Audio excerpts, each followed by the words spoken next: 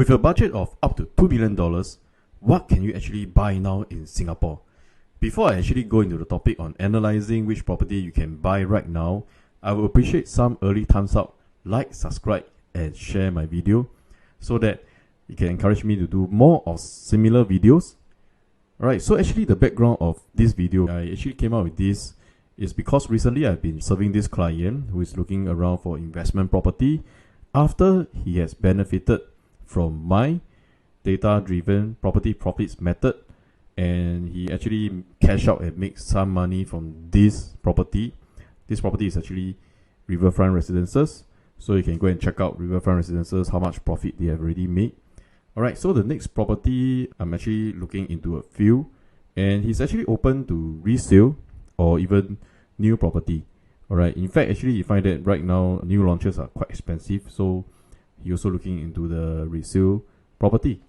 Right, so but actually after analyzing, right, I actually show him this project, okay, which I'm going to analyze more, okay. But of course, before that, right, I want to just share that this is not a recommendation, alright, to say that you can buy this property. This is just a case study of my analysis that what I will do for my client. Alright, everybody's situation is different, so of course you cannot just apply blindly.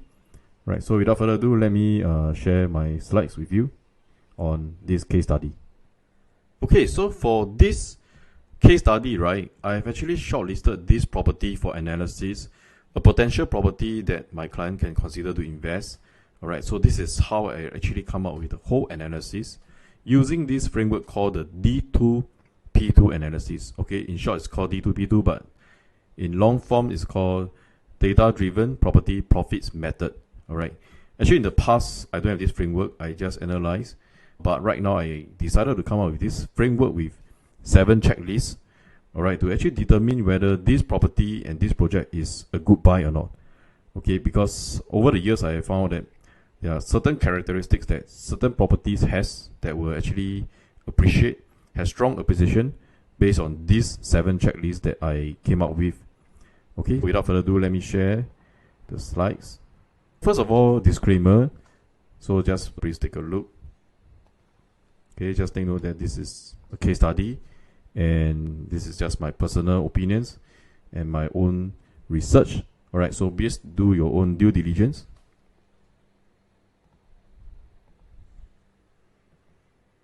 Okay, so basically my analysis is very straightforward. First thing first, you must understand, right, whether this project is under or overvalued.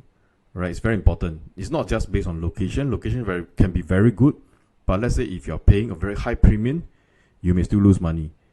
Okay, on the other hand, if the location is very lousy, but the price is right, you may still make money. So pricing is very, very important. Just like how we actually analyze stock, we need to know what's the valuation. Okay, next, after we analyze that, probably this project has some potential outside. Okay, so we will actually we need to find out what are the unit types that will make the highest potential of making money, whether is it the 1 bedroom, the 2 bedroom, the 3 bedroom, or the 4 bedroom, and which stack, which facing. And especially so if you are talking about new launch project where there are so many units, how can we actually choose the right units? Because every unit has different unique characteristics, and also they appreciate in different quantity. Alright, I mean in different quantum. Not all of them appreciate the same amount. Okay.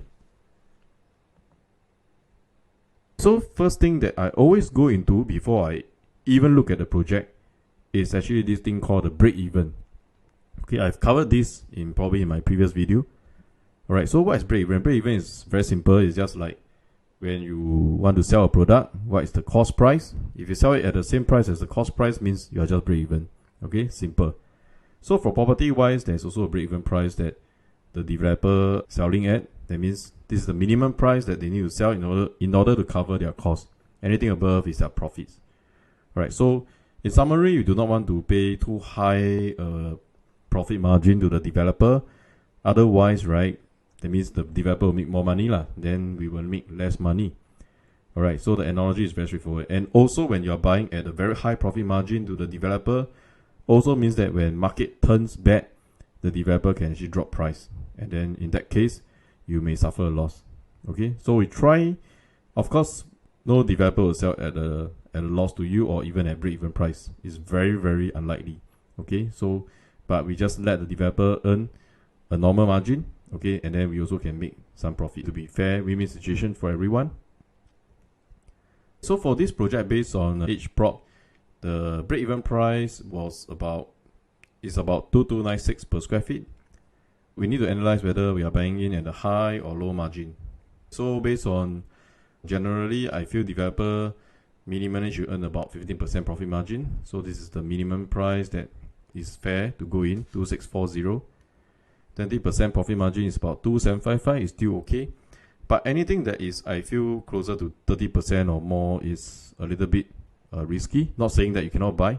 Okay, there are some projects that even at 30% still can make money.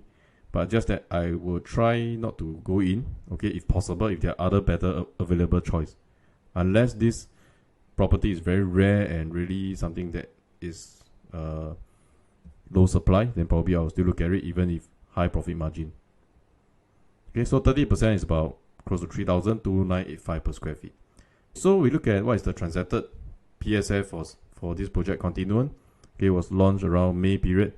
So the average PSF you can see is hovering around 2728. Okay, so I think it's still around the 15 to 20% profit margin range. That is why I actually go into this project to study further.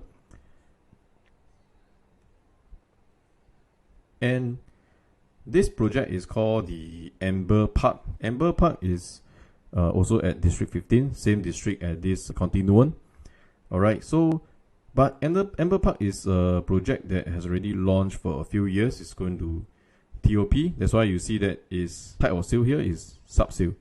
Alright, so you can see that sub-sale right now, what is the per square feet? It's already about 2,009 to 3,000 per square feet.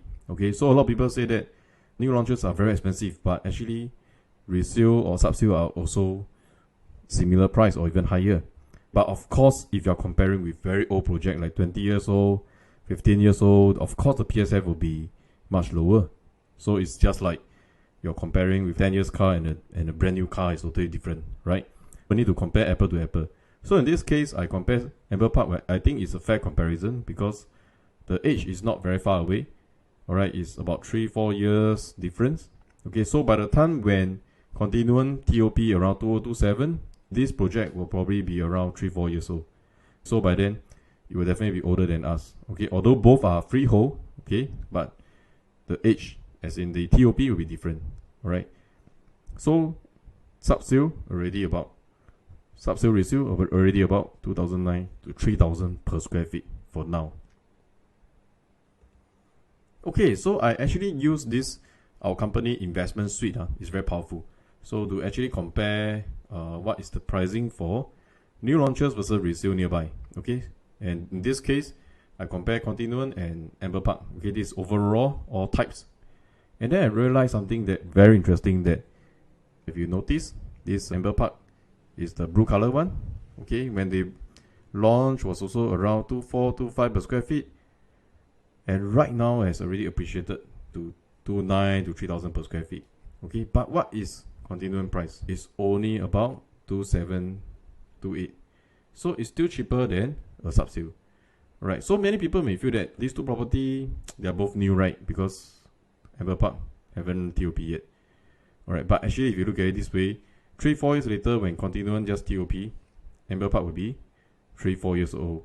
Okay, so it's not really a same product. So it's just like the analogy, like today you're buying a brand new car. Okay, probably you need to wait for 1 year for the car to arrive, and the other car you can get it immediately. Okay, both you are getting in at the same pricing, but 1 year later this car you just collected will definitely be newer. Alright, so and then the car that you just bought now will be older by 1 year. So there is definitely an age difference in that sense. Okay, so let's now compare the types. So for my buyer's budget is below 2 million, so I actually look at the 2-bedroom. So 2-bedroom, same thing. I also noticed that Amber Park is slightly more expensive than Continuum. So in this case, is it a good investment to go in? Alright, so I actually based on what has happened in the past to project the future. So this is two project that is also in the east side. That is why I use this as a comparison. Since Urban Oasis and Park Esta. And I realized something that very interesting here. Okay, if you look at this period, Q2 2019, right? When Park Esta was launched around that period, okay, 2018-19, do you realize that since Urban Oasis, which is an older project, the price gap between this same Urban and Park Esta is very, very close. So what happened was that, if you realize a few years later, their gap actually widened. Why is that so? It's because of what I mentioned earlier. Okay, at this point, when you buy something that is brand new and around the same price as something that is older, so by right, it doesn't make sense. You are just like buying a brand new car at the price of an old car. So a few years later, you will notice that the gap start to widen.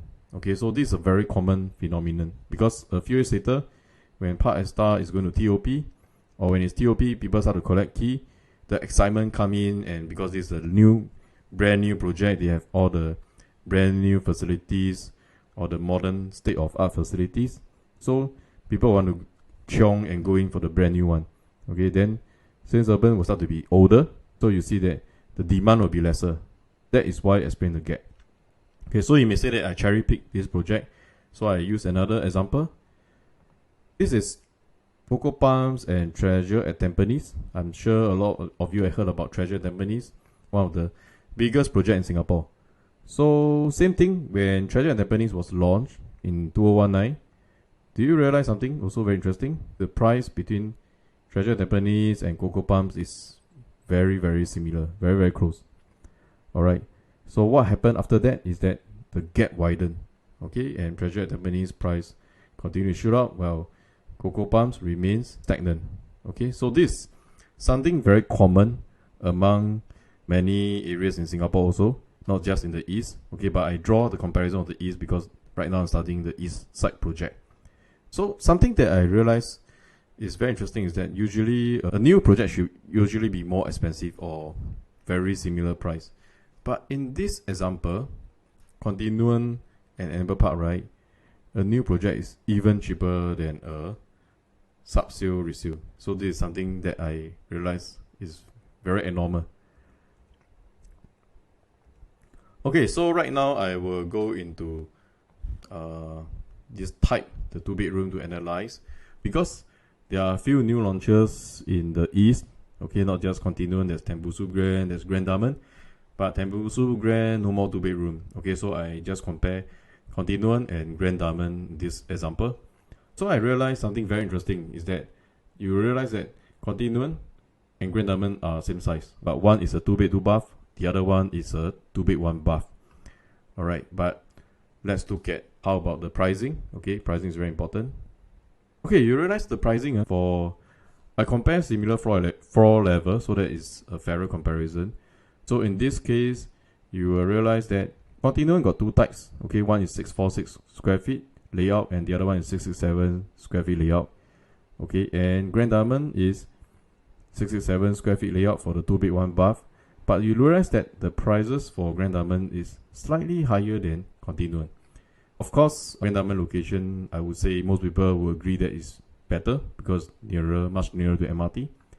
But I feel that Continuum is also something that you can consider because it's freehold and it's 2-bed 2-bath. So personally, my choice would be, if they are the same price, okay, I would go for something that's 2-bed 2-bath. This is my personal preference, okay, because for me, I stay with my wife, we each want our own bathroom. So I would feel that it's quite torture to share a bathroom together. Imagine every morning, both of us need to rush to work, and then we need to squeeze into one bathroom to take turn. So I feel that probably most people who are buying 2-bedroom are either single or couple with 1 kids. So single is still okay, but couple and family will be a bit challenging for 2-bed 1-bath. So for me personally, I'll go for 2-bed 2-bath in this case. And I think that it's a no-brainer because it's a freehold. I feel that in this case, already people are willing to pay for Grand Dunman 1.9, and this is freehold. I feel the risk is very low. Alright, and also, yeah, so, and also it's cheaper. It's not just same price, but you can actually find cheaper, and this is not the cheapest unit in Continuum. Okay, you still can find something that is below 1.8 million. Of course, lower floor units.